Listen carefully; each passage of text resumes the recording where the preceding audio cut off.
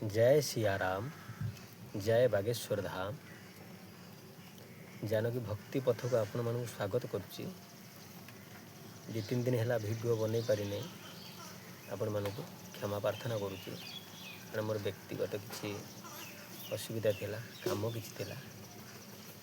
मु भावुची आपण मान आगुरी जेमिति मो वीडियो को भल पाइबा दौते देखुले एबे भी मध्य सेमता भल पाइबा दे। आज आम जानिबा आज्ञा धैर्य कौन। धैर्य हेउची कष्ट विपद बा दुख कौन सी समस्या आसिले मध्य भांगी न पड़ी शांत रही साहसर सहित परिस्थिति को सामना करिवार शक्ति ला धैर्य। प्रत्येक मनीष जीवन रे आज्ञा प्रत्येक मनीषठी धैर्य रहिबा दरकार। कारण आपण ठार जदि धैर्य न रहिबो ताने आपण जेकोसी काम लक्ष्य नहीं करूँगी आपण लक्ष्य स्थल आज्ञा केबे पहुँची पारिबेनी। प्रथम तो आपणकर धैर्य ना फास्ट टू लास्ट पर्यंत सहिला पर्यंत आपण आपण लक्ष्य स्थल केमिति पहुँचे कहले देखिए।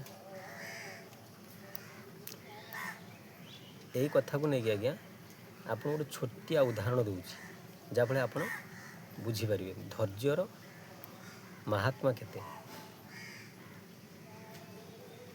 एटा आज्ञा सत्य घटना आज्ञा बेसी नु आज्ञा यही 10 वर्ष किंबा 12-13 वर्ष ये पूर्वर कथा। से भुवनेश्वर पटे किंबा से खोर्धा पटे पिलाटी आज्ञा बहुत हाई एजुकेटेड कैरियर भी आज्ञा बढ़िया सब आज्ञा first class higher first class सब 95, 97, 98 एम मार्क अच्छी।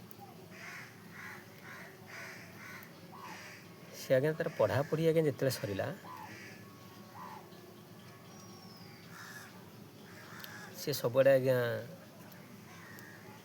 सरकारी आज्ञा जी सब फॉर्म बाहर आज्ञा सब अप्लाई कला फॉर्म आज्ञा सबुआड़े पकईला आज्ञा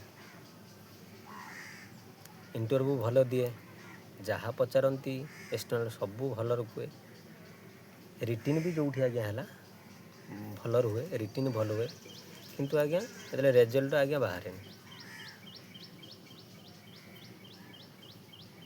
एमती आज्ञा सी बहुत टाइम पर्यंत आज्ञा एमती सब फॉर्म पकड़ा इंटरव्यू देला कौटी आज्ञा रिटिन थाए कौटी केवल खाली भाइबा थाए एमती आज्ञा सबू देला आज्ञा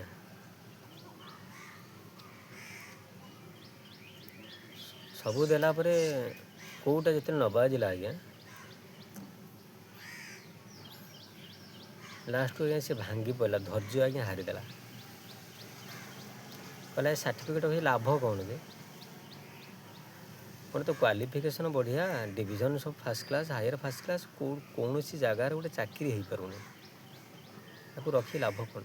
आज्ञा देखो आज्ञा भगवान आपन को धैर्यर परीक्षा नियंती आपन कष्ट कर मैंने आप जो बाजिब निश्चित आज्ञा यहाँ कई रखिपारे। तो गोटे थर एमती सदा बेले जो डिप्रेशन माइंड खाली चिंतार पड़ेगा साला एत पैसा सारिकी माँ बाप पैसा नहीं फॉर्म पकाऊँ मोर से रेजल्ट मोर भल मु लिखी भल भी कहूँ साला आसुनी चाकरी कौन करूँ लास्ट भाव कहला सर्टिफिकेट रही किसी लाभ ना यदि एत कष्ट करी डिविजन माने डिविजन पाई फॉर्म पकाऊँ परीक्षा भल दूची भल लिखुची भल कहूँ किंतु कौन सार फल ना। गोटे दिन आज्ञा से चिंता कला ये सर्टिफिकेट रखी आ किसी लाभ ना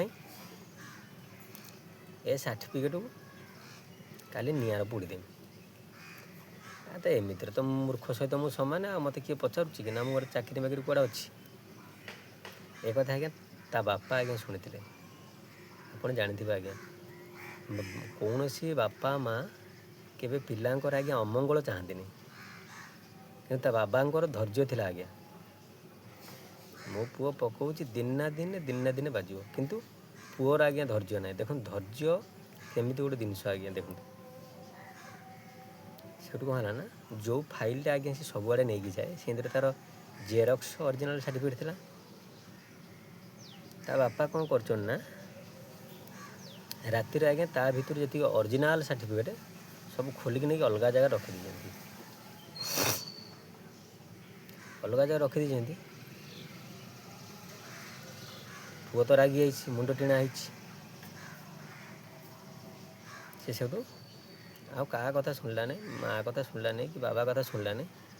ନିଆଁ ନେବେ ସବୁ ପୋଡ଼ିଦେଲା। କହିଲା ଯାଉ, ଗୋଟେ ଜଞ୍ଜାଳ ଗଲା। ଯେମିତି ହେଲେ ଖଟି ମାରିକି ଖାଇମି, କିଛି ଦରକାର ନାହିଁ। ଏ ପାଠ ପଢ଼ି କିଛି ଲାଭ ନାହିଁ, ଏ ସାର୍ଟିଫିକେଟ୍ ରଖିକି ବି କିଛି ଲାଭ ନାହିଁ। ସେଉଠୁ ସିଏ ତ ଆଜ୍ଞା ବହୁତ କହିଲା ଭଳିଆ ଇଣ୍ଟରଭ୍ୟୁ ବହୁତ ଦେଇଥିଲା,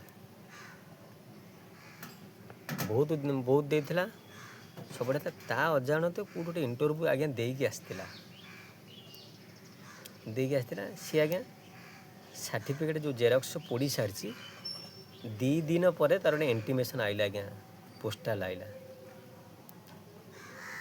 କି ଆପଣଙ୍କର ନାଁ ଅମକେଇ, ଆପଣ ଏଇ ଡିଷ୍ଟ୍ରିକ୍ଟରେ ଆଜ୍ଞା ସିଲେକ୍ସନ୍ ହେଇଯାଇଛନ୍ତି।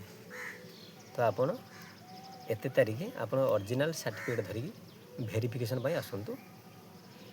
ଆଉ ତାପରେ ଆପଣ କେବେ କ'ଣ ଜଏନ୍ କରିବେ ସେଟା ଆପଣଙ୍କ ଇଚ୍ଛା, ଆପଣ ସିଲେକ୍ସନ୍ ହେଇଯାଇଛନ୍ତି। ଆଜ୍ଞା ଯେତେବେଳେ ଇଣ୍ଟିମେସନ୍ଟା ଆଜ୍ଞା ଲେଟର୍ଟା ଯେତେବେଳେ ଆଜ୍ଞା ତା ପାଖରେ ପହଞ୍ଚି ଯାଇଛି ପୋଷ୍ଟାଲ୍ର, ତା ମୁଣ୍ଡରେ ହାତ ଦେଲା। କରିମି କ'ଣ? ମୁଁ ତ ସବୁଆଡ଼େ ଇଣ୍ଟରଭ୍ୟୁ ଦେଇକା ଫର୍ମ ପକେଇବି ରାଗର ତ ମୁଁ ଅରିଜିନାଲ୍ ସାର୍ଟିଫିକେଟ୍ ସବୁ ଅରିଜିନାଲ୍ ଜେରକ୍ସ ସବୁ ନିଆଁ ଲଗେଇ ପୋଡ଼ି ଦେଇଛି। କରିମି କ'ଣ? ସେଉଠୁ ଖାଲି କାଉଳା ଭଳିଆ ଆଜ୍ଞା ହେଲା। ଆଉ ମା' ବାପ ଖାଇଲେ। ଆଉ ମା' ବାପ ଜାଣିନାହାନ୍ତି ଏ କଥା। ଖାଇଲେ, ଭାରି କାନ୍ଦିଲା ଖାଇଲା ବେଳେ। ବାବା ମୁଁ ଖାଇମିନି। କ'ଣ ହେଲା? ବାବା ମୁଁ ତ କାଲି ତ ମୁଁ ସବୁ ଅରିଜିନାଲ୍ ଡୁପ୍ଲିକେଟ୍ ସାର୍ଟିଫିକେଟ୍ ନିଆଁ ଲଗେଇ ପୋଡ଼ି ଦେଇଛି। ଆଜି ଏ ପୋଷ୍ଟାଲ୍ର ଚିଠିଟେ ଆଇଛି କି ଅମୁକିଆ ଜାଗାରେ ଯେଉଁ ଇଣ୍ଟରଭ୍ୟୁ ଦେଇଥିନି ରେଜଲ୍ଟ ବାହାରିଲା, ସେଟା ପଛର ବାହାରିଛି। ମୁଁ ସିଲେକ୍ସନ୍ ହେଇଛି ଆଉ ଗଭର୍ଣ୍ଣମେଣ୍ଟ ଚାକିରି। ମୋତେ ବାପା ଅରିଜିନାଲ୍ ସାର୍ଟିଫିକେଟ୍ ନେଇକି ଯିବା ପାଇଁ ଭେରିଫିକେସନ୍ ପାଇଁ ଡକେଇଛନ୍ତି। ବାପା ମା' ସେଠୁ ଆଜ୍ଞା ଖୁସି ହେଇଗଲେ। ଇଏ ତ ଭଲ କଥା। ଭଲ କଥା କ'ଣ, ମୁଁ ତ ସବୁ ସାର୍ଟିଫିକେଟ୍ ମୁଁ ପୋଡ଼ି ଦେଇଛି, ଆଉ ନେମି କୁଆଡ଼ୁ? ଚାକିରି ଆଉ କୁଆଡ଼ୁ ହେବ? ସିଲେକ୍ସନ୍ ହେଇଯାଇଛି ସିନା, ଅରିଜିନାଲ୍ ସାର୍ଟିଫିକେଟ୍ ବାପା ଦେଖେଇନେ ଭେରିଫିକେସନ୍ କରିମି, କେବେ ମୋର ଜଏନିଂ କରିମି ସେ ଲେଟର୍ ଦେବେ। ତାପରେ ବାପା କ'ଣ କହିଲା ବାପାରେ ସବୁଥିରେ ଧୈର୍ଯ୍ୟ ରହିବା ଦରକାର।